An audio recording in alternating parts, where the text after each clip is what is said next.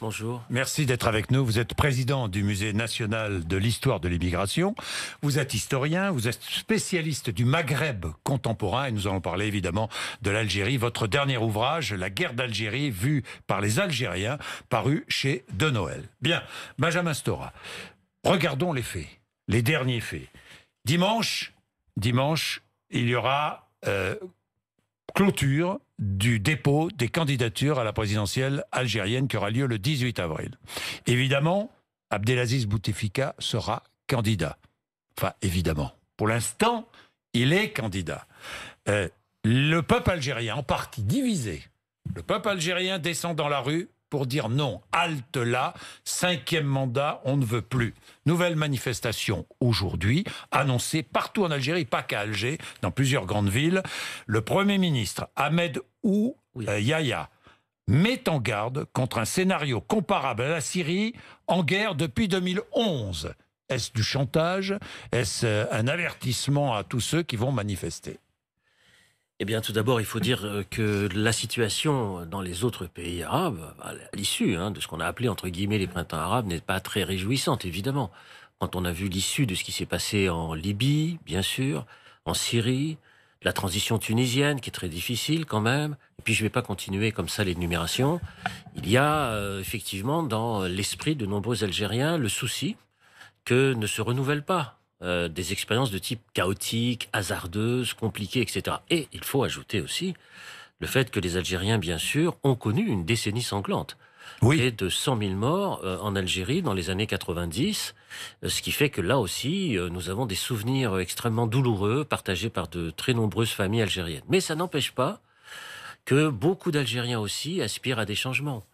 Aspire à plus de liberté démocratique, aspire bien sûr à un plus grand pluralisme politique. Donc il y a à la fois l'espoir d'un changement et les craintes possibles d'une déstabilité. D'où cette division profonde de l'Algérie. La décennie noire, c'était cette décennie, on se souvient du Front islamique du Salut, on se souvient de ces islamistes extrémistes qui voulaient prendre le pouvoir, qui ont été combattus par l'armée. Il y a eu de nombreux morts, 200 000 morts, je crois. Non, je pense qu'il y a eu un peu plus de 100 000 morts. Oui. Un peu plus de 100 000 morts. Gigantesque. 100 000, ce qui est gigantesque, évidemment. Évidemment. Bien, donc le pouvoir joue là-dessus. En disant à sa population, attention, si le pouvoir est déstabilisé, c'est le risque. Oui, le gouvernement algérien joue sur 2 aspects ou 3 aspects. Bien sûr, le risque du chaos, bien sûr la main étrangère, le complot, la fibre nationaliste, bien évidemment. Et c'est très important en Algérie, la fibre nationaliste. Mais en même temps, tous ces arguments porte moins sur la jeunesse d'aujourd'hui. Parce que la jeunesse d'aujourd'hui, ceux qui ont 20 ans aujourd'hui, 18 ans, 22, 23 ans... Est-il vrai que 40 millions d'habitants en Algérie, est-il vrai que 20 millions moins de 20 ans 20 millions, je dirais pas c'est un chiffre énorme. Non, je crois pas, parce qu'il n'y a pas le taux de cette démographie. Parce que j'ai vu ce chiffre qui courait ici. Non, il y a toujours des chiffres il y a des chiffres un peu extravagants quelquefois, et puis il y a beaucoup de spécialistes sur l'Algérie, oui, etc. Ça c'est vrai.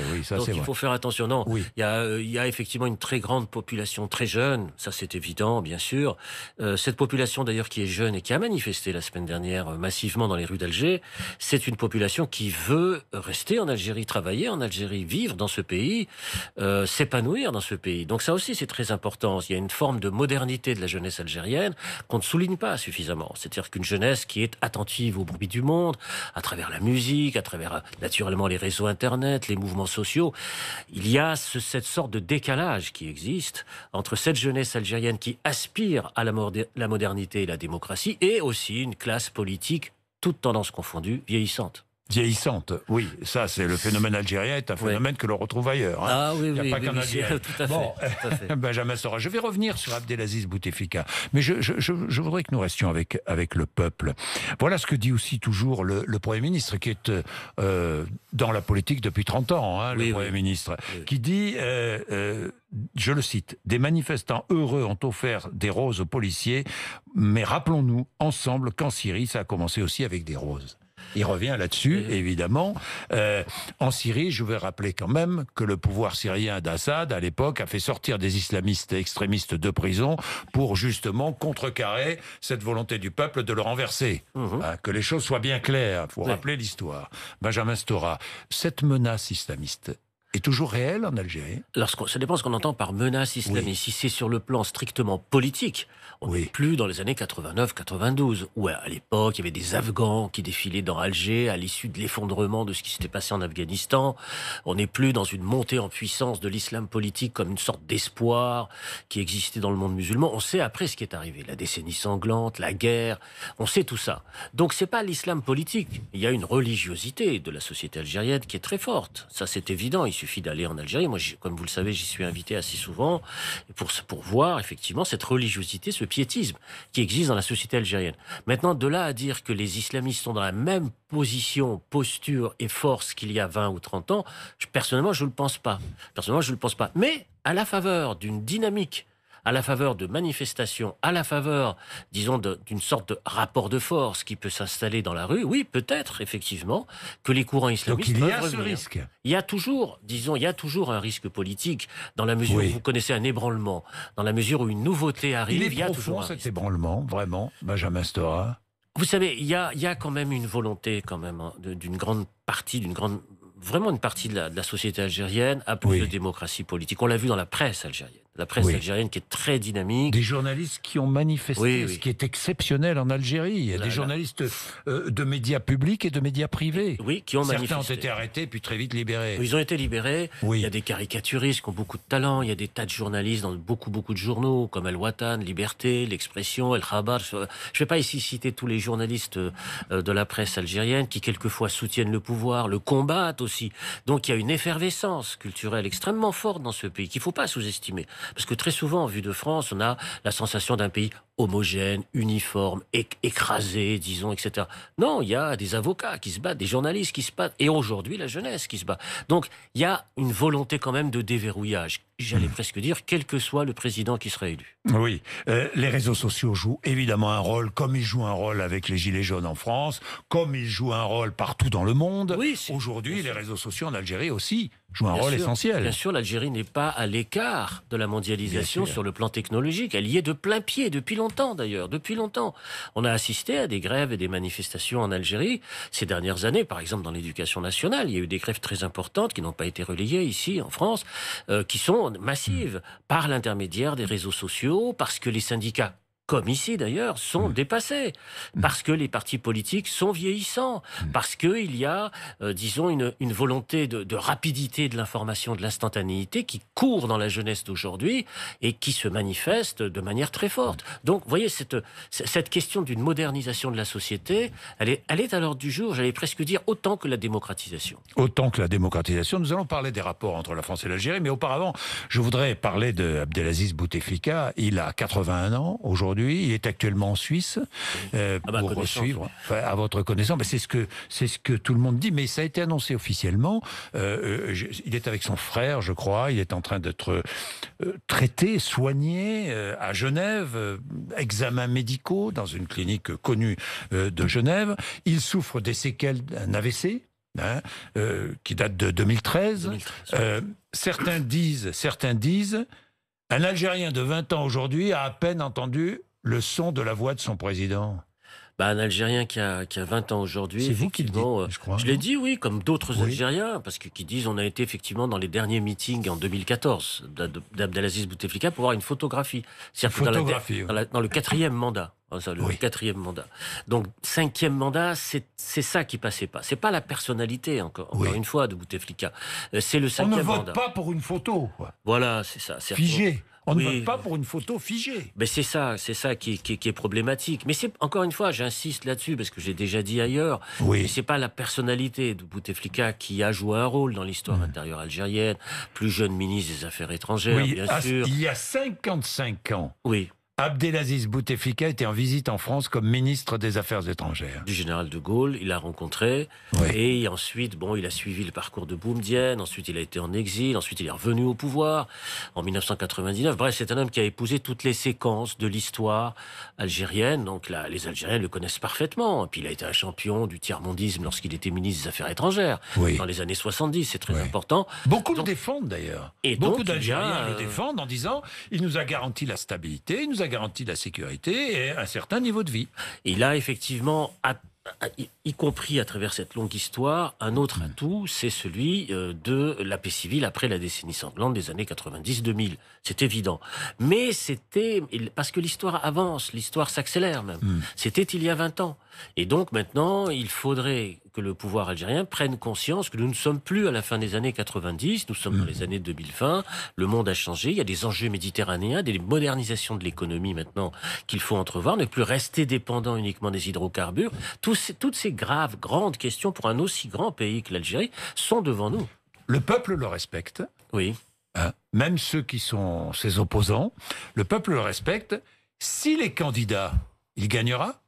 Ah, si les candidats, oui, je pense qu'ils gagnent. Enfin, encore une fois, c'est une appréciation totalement subjective. Non, mais subjective. Compte tenu, disons, de la force des appareils politiques, compte tenu, disons, du rôle que peut jouer ce qu'on appelle la presse publique, etc. Oui, mais en même temps, du point de vue de la profondeur de la société, il y a quand même une aspiration au renouvellement et au changement.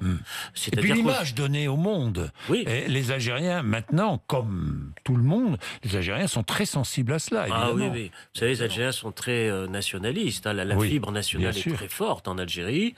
Et donc, ils sont des hommes très fiers, des femmes aussi, bien sûr, très important, parce qu'il y a eu beaucoup de femmes dans les manifestations. Oui, c'est vrai, beaucoup de femmes. Ça, c'est très important. Et donc, toute une société extrêmement fière à la fois de son histoire, de son passé, et puis qui voudrait affronter les défis de l'avenir avec peut-être une autre classe politique. Benjamin Stora, est-ce qu'il y a au sein même du clan Bouteflika des divisions maintenant sur cette candidature? Ça, je ne sais pas trop. On ne sait pas trop. Oui. C'est très difficile. Très difficile à dire. C'est très difficile de dire est-ce qu'un tel plutôt qu'un tel. Vous savez, il y a des affrontements à l'intérieur du FLN, à l'intérieur du RND. Il y a eu, par exemple, la destitution, je ne sais plus quand, il y a 1 an ou 2, du président de l'Assemblée nationale. Il y a eu, disons, des conflits très durs entre eux sur qui faut-il mettre à la tête de tel ou tel parti. Donc les Algériens le savent, ça. Ils savent, ils suivent à distance parce que pour eux, dans le fond, il s'agit d'un théâtre qui leur échappe. C'est-à-dire d'un jeu politique lointain, mystérieux et qui leur échappe. Et donc ils aimeraient quand même reprendre possession de la scène politique citoyenne. Ils aspirent à une démocratie vivante. Voilà transparence. Voilà ce que l'on peut dire. Transparence, absolument. C'est pas un processus qui vise entre guillemets à une révolution radicale, etc. Vous savez, les gens qui ont manifesté, les jeunes en particulier qui ont manifesté dans la rue, ils l'ont répété plusieurs fois. Ils l'ont fait de manière pacifiquement, c'est-à-dire que c'est pacifique. C'est le mot qui est revenu le plus souvent. Sans cesse, oui. Quand on les interroge, d'ailleurs, c'est toujours le mot qui revient. Voilà, parce qu'il y a la peur. On est pacifiste. Parce qu'il y a la peur de la guerre, la peur de la violence, il y a le refus de la violence. Vous savez, les Algériens ont connu beaucoup de violence, il y a eu la guerre d'indépendance, il y a eu la guerre civile, il y a eu plusieurs événements traumatiques dans chacune des familles, donc il y a un refus de violence. Contrairement à l'image qu'on a voulu donner de l'Algérie, d'un pays mystérieux, fermé, homogène, traversé de violence. Non, c'est aujourd'hui une société qui aspire à beaucoup de paix civile, mais avec plus de démocratie politique. Et économiquement, où en est l'Algérie aujourd'hui? Bon, il y a le gaz, on le sait, gros producteur de gaz. La France, d'ailleurs, n'achète que 10% de sa consommation de gaz à l'Algérie. Oui. Je crois que notre premier fournisseur, c'est la Norvège. Donc on achète moins, mais l'Espagne, par exemple, achète une grande partie de son gaz en Algérie. En Algérie, oui. En Algérie, donc pour les Algériens, c'est essentiel. Et il y a un autre partenaire absolument de l'Algérie qui monte en puissance. D'autres partenaires comme la Chine, qui a fait irruption sur le marché algérien depuis quelques années, comme dans le reste du continent africain. C'est une montée en puissance comme une des premières puissances mondiales, et l'Algérie n'échappe pas à la règle. Il y a aussi la Russie, Moscou, qui achète de plus en plus de gaz et de pétrole à l'Algérie. Donc la France n'est plus seule. Comme partenaire principal. À peu près 5 milliards d'euros les échanges économiques entre la France et l'Algérie. On vend du blé, nous, à l'Algérie, beaucoup de blé. Mais il y a des concurrences, y compris sur le marché céréalier, avec la Russie, par exemple. Avec la Russie, oui. Donc il y a, par conséquent, des concurrences de type économique. Alors, ceci dit, c'est vrai que l'Algérie, maintenant, qui est un immense pays, qui est pas, j'allais presque dire, qui est pas simplement un pays, qui est presque un continent, grand comme 5 fois la France. On aura peut-être l'occasion, si on a le temps d'en parler, parce que c'est quand même le pays qui a la plus grande frontière méditerranéenne avec l'Europe. La plus grande frontière. C'est vrai. Et c'est le pays qui a la plus grande frontière saharienne. J'allais vous en parler. C'est très important. 1400 kilomètres. Tout à fait. Le Mali, le Niger, la Libye. Le Maroc. Le Maroc. La Mauritanie. Donc la Mauritanie, la Tunisie. Bien sûr, la Tunisie. Donc c'est le plus grand pays. disons, d'Afrique du Nord. Ça veut bien dire sûr. que c'est le pays qui peut garantir une forme de lutte déterminée contre un islamisme extrémiste au Sahel. On parle beaucoup, vous savez, de l'armée algérienne, le pouvoir, etc. Mais l'armée algérienne, elle est surtout stationnée aux frontières, fondamentalement. Et c'est là qu'elle se trouve, principalement, dans les pays que vous avez indiqués, notamment au Mali, où l'armée française elle-même, d'ailleurs, est très engagée. Et donc, l'Algérie, c'est un espace géopolitique de première importance, pas simplement pour la France, pour les raisons de mémoire qu'on connaît, mais pour la Méditerranée et pour l'Europe, disons au sens large. C'est pas un petit pays. C'est pour ça que la France est inquiète. Je ne sais pas si on peut dire l'inquiétude, mais c'est normal. C'est normal qu'un pays comme la France s'intéresse à l'Algérie dans la mesure où en France vit une très grande diaspora, une très grande immigration algérienne qui vit en France. Il y a 1 million d'Algériens en France, bien sûr, à quoi il faut ajouter 1 million, 2 millions de descendants d'Algériens, dont certains ont la double nationalité, ce qui est une très grande population, très attentive naturellement à ce qui se passe en Algérie, très préoccupée, en même temps qui a de l'espoir dans la démocratie politique de ce pays. Et donc la France, aujourd'hui, elle est obligée de tenir compte de tous ces éléments. En ajoutant encore un élément supplémentaire, c'est qu'à l'approche des élections européennes, certains partis politiques en France jouent sur la peur, disons, d'une invasion migration. Est-ce qu'il y a ce risque ? Soyons clairs, Benjamin Stora. Imaginons que l'Algérie soit terriblement déstabilisée, ce qui a un risque d'une vague migratoire vers l'Europe et vers la France, évidemment. J'ai lu cela, y compris ce matin, dans différents articles sur l'invasion migratoire, le déferlement. Ce genre d'argument, d'ailleurs, qui profite beaucoup à l'extrême droite en France, qui l'a fait monter aux élections européennes. Vous savez, les Algériens se sont beaucoup déplacés, pas simplement en direction de la France, mais en direction de l'Europe et d'autres pays du monde arabe. Je ne peux pas ici détailler. Beaucoup d'Algériens veulent que leur pays soit debout. Et la question, c'est pas simplement le départ, mais c'est de le construire. Mais c'est ça la préoccupation. Donc jouer sur la peur de l'invasion, c'est oublier que les Algériens tiennent essentiellement à ce que leur pays soit, disons, à la fois moderne, compétitif et démocratique. Ils sont très nationalistes. Et ils sont nationalistes. Donc c'est cette question-là, à mon sens, qui est la plus importante. Ça n'empêchera pas, bien sûr, le fait de ce qu'on a appelé le phénomène des haragas, c'est-à-dire des gens qui s'en vont, qui sont désespérés, des jeunes d'ailleurs, mais qui n'est pas le phénomène massif qu'on veut bien décrire dans les fantasmes, etc. Vous savez, il y a eu toute une série de polémiques en France. Le directeur de l'OFI, d'ailleurs, a très bien rectifié sur les chiffres, sur ces questions-là. Donc, je ne crois pas que ce soit la question numéro un. La question numéro un, c'est un problème de géopolitique. C'est-à-dire, est-ce que, dans la question de la stabilisation, que ce soit en Méditerranée ou que ce soit en Afrique subsaharienne, est-ce que l'Algérie va continuer à jouer ce rôle de stabilisation politique? C'est ça, pour moi, la vraie préoccupation. Et on a besoin de ce rôle joué par l'Algérie. Oui, surtout qu'on a vu la C'est pour ça Libye, que nous sommes prudents avec cette présidentielle algérienne. Bien sûr, parce que c'est aussi qu'on a sous les yeux de ce qui s'est passé en Libye. C'est-à-dire l'effondrement de la Libye. Je ne vais pas ici détailler les responsabilités, etc. Bon, oui, puis le pouvoir n'était pas le même. Voilà, passons. Même s'il y a un pouvoir un peu autocratique en Algérie, ça n'a rien à voir. Ça n'a rien à voir. C'est pas le même pays, puis la taille de la population n'est pas du tout la même. Mais l'effondrement de l'État en Libye a été une porte ouverte sur l'Europe et l'Italie. Sur le danger politique du terrorisme, de la déstabilisation, etc. Alors imaginez l'Algérie. Donc c'est ça la question principale. C'est pas tellement les questions d'invasion, je sais pas quoi, mais c'est le problème de la stabilisation sur le plan géopolitique. Et c'est sur ces questions-là que la classe politique française ferait bien, à mon sens, de réfléchir, c'est-à-dire d'anticiper une politique méditerranéenne. Une vraie politique méditerranéenne entre les deux rives. Ça, c'est une vraie discussion. Ça, c'est une vraie question qui touche aux problèmes culturels, politiques, économiques, idéologiques, pour ne pas simplement rester sur les questions sécuritaires et d'invasion migratoire. La France est une puissance méditerranéenne, qu'elle le veuille ou non. Alors, il faut qu'elle ait les moyens de cette politique méditerranéenne, qu'elle anticipe, disons, sur toutes ces questions-là, sans rester prisonnière des fantasmes de l'invasion. Un dernier mot sur les relations de l'Algérie avec ses deux voisins. Maroc et Tunisie, qui sont toujours difficiles. Avec la Tunisie, ça va, c'est pas un problème. Mais le Maroc, il y a toujours. D'ailleurs, on l'appelle le Marocain, Abdelaziz Bouteflika, parce qu'il est né à Oujda. Il est né à Oujda en 1937, mais c'est bon, vous savez, il y a un peu de tout derrière cette revendication. Bien sûr, il y a du nationalisme et tout ça, mais il y a aussi la volonté de se réapproprier une histoire nationale. Enfin bref, tout ça est compliqué. Mais c'est vrai que les relations avec le Maroc sont pas très bonnes.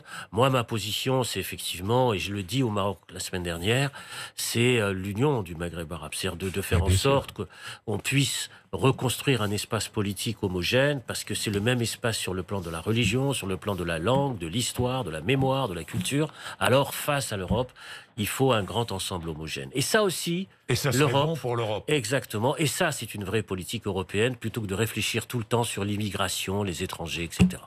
Merci Benjamin Stora d'être venu nous voir ce matin. Il est 8h54, RMC et BFM TV.